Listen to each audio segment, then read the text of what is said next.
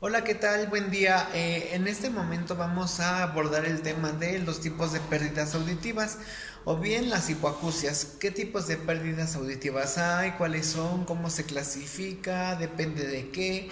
Bueno, vamos a ir poco a poquito diluyendo estas dudas, vamos a ir dándoles respuesta, pero lo primero es saber cómo funciona el oído, ¿de acuerdo? Entonces vamos a empezar por entender que el oído se divide en tres partes. El primero es este que conocemos como oreja, también se le conoce como pabellón auditivo o pabellón auricular.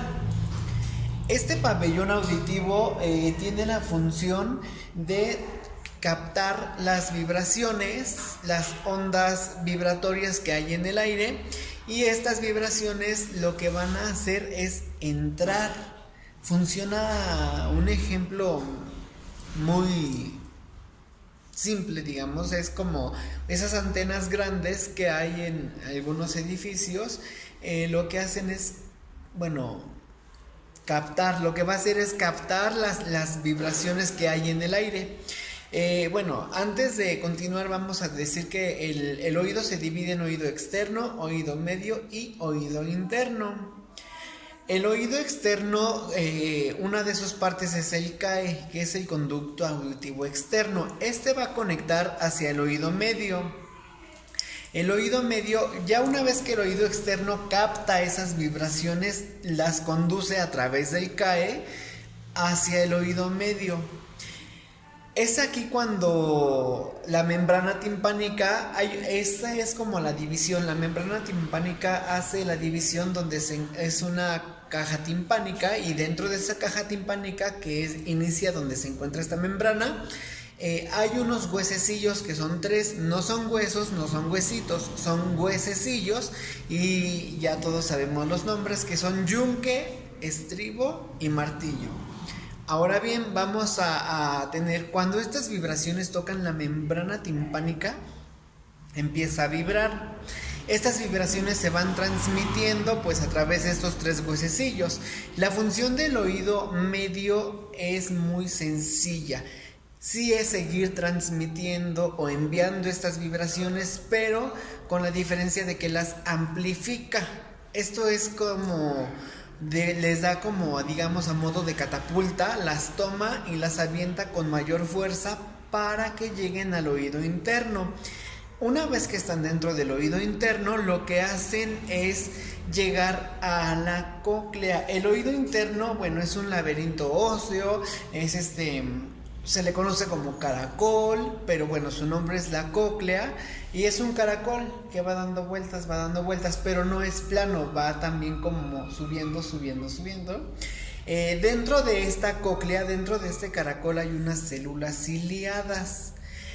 Hay líquidos, y bueno, estos líquidos estimulan las células ciliadas. Estas células ciliadas lo que van a hacer es, una vez que están sintiendo esas vibraciones, van a conectar, bueno, van a seguir vibrando hasta enviarlas al nervio auditivo. Una vez que hacen contacto con el nervio auditivo, se transforman en impulsos eléctricos, y estos impulsos eléctricos lo que van a hacer es, bueno, cuando hacen contacto con el nervio auditivo, llegan hasta nuestro cerebro o hasta nuestra corteza cerebral, y es esta la que le da la interpretación de sonido. Entonces, bueno, por eso hay personas o teóricos que dicen que escuchamos con el cerebro, porque el cerebro es el que le da esa interpretación de sonido, porque lo que captamos en realidad desde un inicio pues son vibraciones que se encuentran en el aire. Ahora bien, así es como funciona. Una forma todavía más simple, más rápida y más sencilla es: la oreja o pabellón auditivo capta las vibraciones a través del CAE, que es el conducto auditivo externo, las transmite hacia el oído medio, tocan con la membrana timpánica. Estas vibraciones se van transmitiendo a través de los tres huesecillos, yunque, martillo y estribo, las impulsan y las siguen transmitiendo, pero con mayor impulso, hasta llegar al oído interno, viajan por todo lo que es la cóclea, tocan el nervio auditivo, se transforman, en ese toque se transforman en impulsos eléctricos que viajan por todo el nervio hasta llegar a la corteza cerebral, y el cerebro le da la interpretación del sonido a estas vibraciones. Así. Ahora bien, ¿cuántos tipos de pérdidas auditivas hay? Bueno, hay 3 tipos, que son 3 tipos de sordera. El término correcto o la palabra más indicada es hipoacusia, que significa disminución en la audición. Ya sabemos que hipo es como un prefijo para referirse a disminución o algo disminuido o algo menor, y acusia, pues la acústica, disminución en la acústica, disminución en la audición. No es lo mismo que sordera, aunque bueno, así es como se le conoce. Está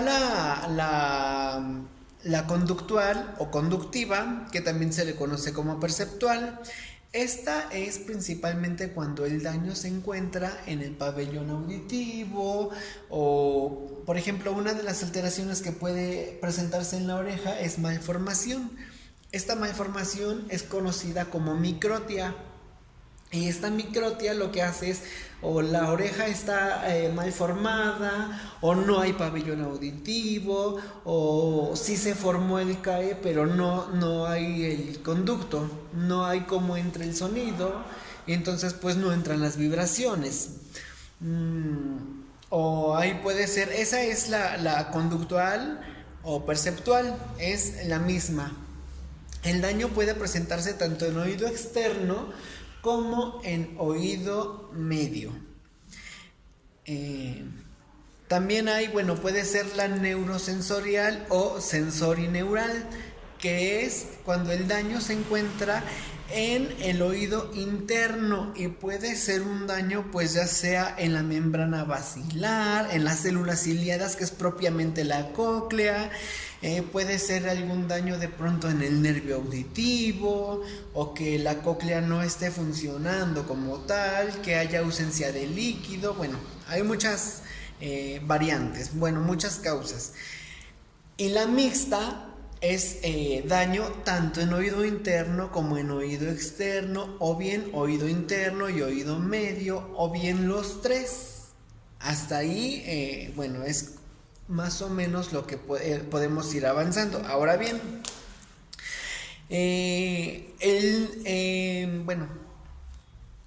hay autores que separan o clasifican también estas pérdidas auditivas más allá de neurosensorial, de mixta, de perceptual o conductual. Las clasifican dependiendo del momento también de aparición. Esa es una clasificación y es completamente válida. Otro tipo de clasificación que también hay es dependiendo del momento de aparición. Por ejemplo, yo tengo una pérdida neurosensorial, pero es una pérdida auditiva neurosensorial poslocutiva. ¿Esto qué significa? El pre, el peri o el post nos van a dar el indicador de en qué momento se adquirió esta pérdida auditiva, o en qué momento apareció esta hipoacusia o bien sordera. Por ejemplo, está la prelocutiva. El prefijo pre significa antes, es el previo. Locutiva a la locución, al hablar, ¿de acuerdo? Entonces, prelocutiva antes de adquirir la lengua oral. Perilocutiva durante la adquisición de la lengua oral. Esta generalmente puede ser entre los 2 y 6 años, que es el periodo de 0 a 6 años, es el periodo estimado en que un niño adquiere el lenguaje oral. Entonces, puede ser en este periodo de tiempo, de estos 6 años, y la postlocutiva, que es después de adquirir la lengua oral, cuando ya hay referentes de vocabulario dentro de nuestro cerebro. Entonces ya vimos que pueden ser, primeramente neurosensorial o sensorineural, puede ser mixta o puede ser conductual o perceptual, que también esa es una misma. Y por el otro lado ya vimos que puede ser prelocutiva, perilocutiva o poslocutiva. ¿Ok? Ahora bien, las pérdidas auditivas se miden en decibelios. Y por ejemplo tenemos que los decibelios nos van a dar una clasificación cuantitativa. También hay diversos autores con los que podemos validar esta clasificación. Hay autores que la dividen solamente, la clasifican solamente en 4 tipos. Hay autores que solamente en 3. Por ejemplo, pérdida auditiva leve, moderada y severa, o leve, severa, profunda. Hasta ahí solamente son 3. Hay otros autores que lo dividen en, por ejemplo, en 4, que es leve, media, severa y profunda. Hay otros autores que lo dividen en leve, leve moderada, moderada severa, severa profunda y profunda. Bueno, cualquiera de estas clasificaciones son cuantitativas y se miden en decibelios. Según la pérdida auditiva va a ser la clasificación. Por ejemplo, una pérdida auditiva leve es una pérdida auditiva que oscila entre los 26 y los 40 decibelios. Una pérdida leve moderada es una pérdida auditiva, esa es una clasificación de 5. Pero bueno, otros autores ahorita vamos a ver. De leve moderada es entre 41 y 55 decibelios. Bueno, voy 2. La tercera sería moderada grave, que sería una pérdida auditiva entre 56 y 70 decibelios. La grave, que es grave profunda, es una pérdida auditiva entre 71 y 90 decibelios. Y la profunda es de 91 decibelios a más. Hay diversos estudios que nos pueden ayudar a obtener esta clasificación de pérdida auditiva. Una de ellas es la audiometría, pero bueno, está de bebés a todos se nos debe de hacer por ley el tamiz auditivo, y bueno, estos resultados nos los tiene, el médico o la médica que los haga tiene que entregarlos inmediatamente a la mamá o al papá o a la persona responsable en ese momento del bebé. Ese es el tamiz auditivo y ese es naciendo. Pero bueno, ya grandes en cualquier otro momento, no hay que hacerlo nosotros, hay que ir con los especialistas. No podemos ir con un médico general porque no sabemos si tenga o no los conocimientos, pero es lo más recomendable ir con un especialista para que nos haga estos estudios y entonces podamos tener un referente o un diagnóstico o un resultado ya específicamente de lo que estamos buscando. Un otorrinolaringólogo nos puede ayudar, pero bueno, hay más médicos especialistas en el área. Otra clasificación cuantitativa de estas en cuanto a los decibelios es, por ejemplo, solamente es leve entre 20 y 40 decibelios, es media entre 40 y 70 decibelios, son perdidos, son decibelios perdidos. Es la severa, que es entre 70 y 90 decibelios, y la profunda, que es de 90 decibelios a más. Hay algo también que se conoce como el umbral del dolor. ¿Cómo podemos saber?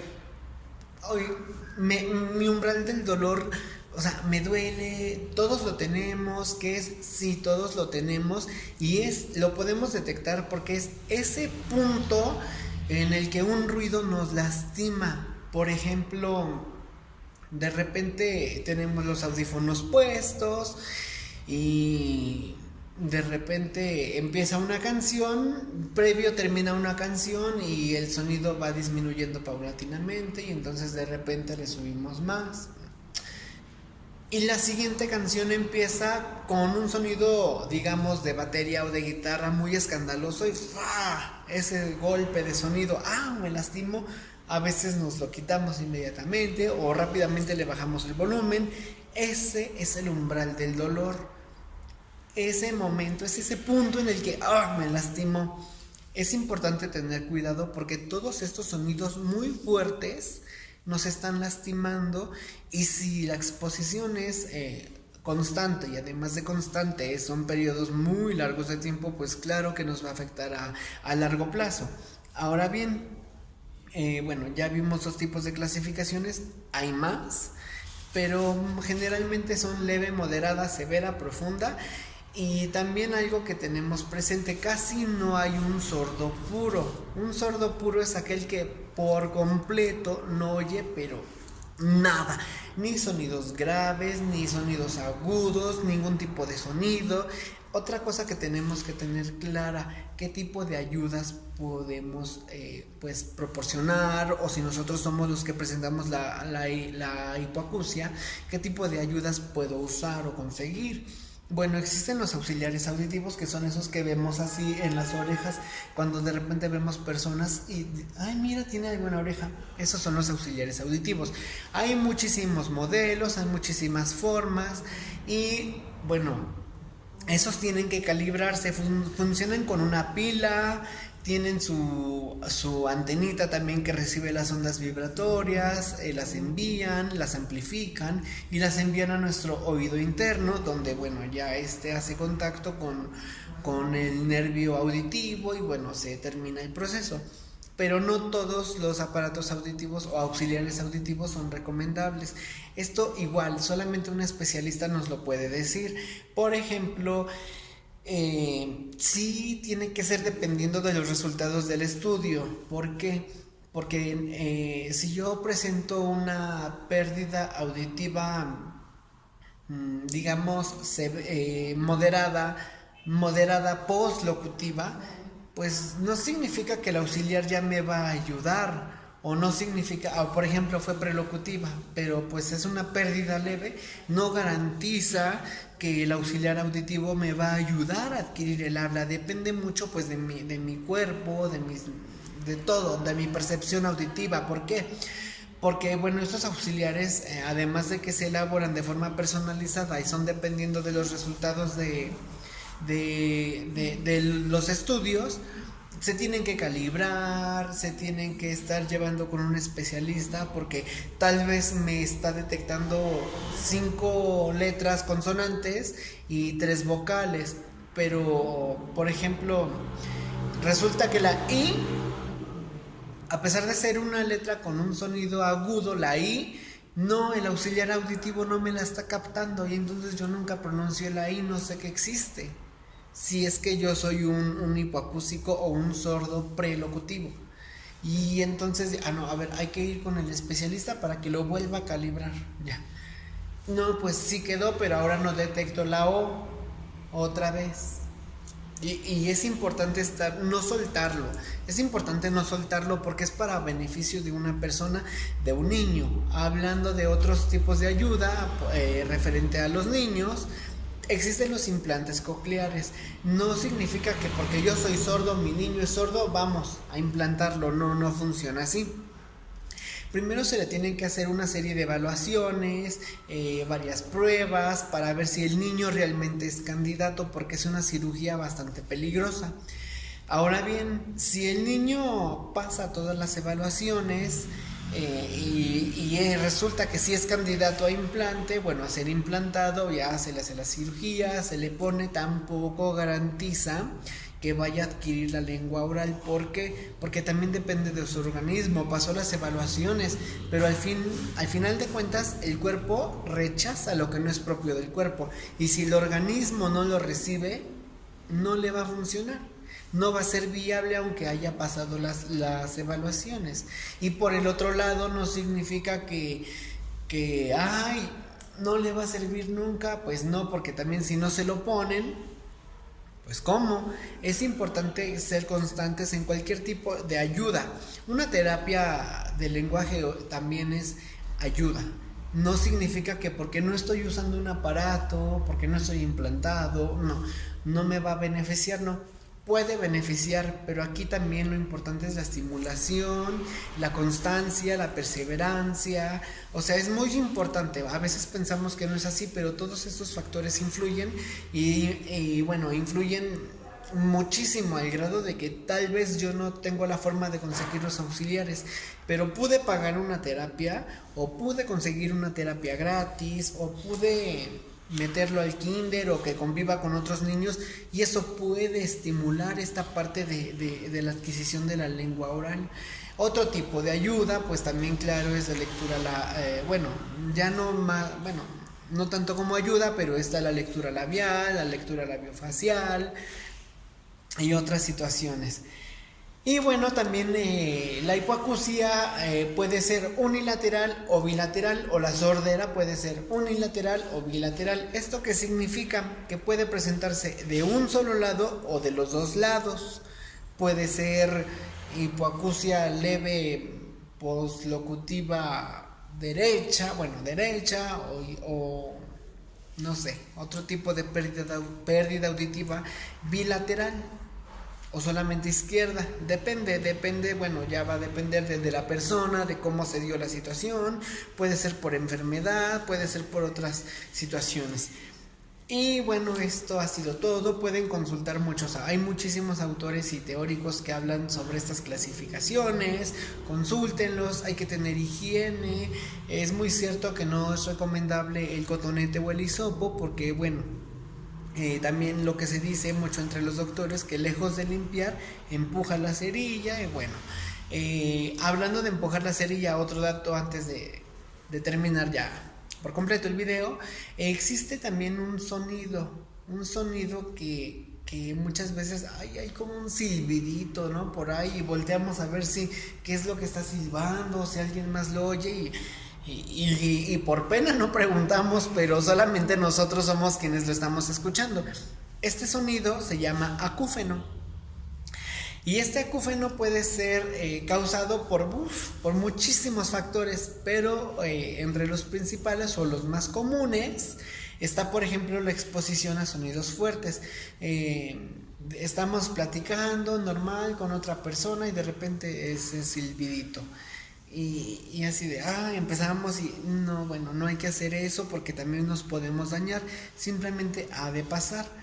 Este puede ser provocado por un infarto del oído, por un golpe, o porque nunca falta la persona mala onda que hace bromas y nos truena algo muy cerca del oído.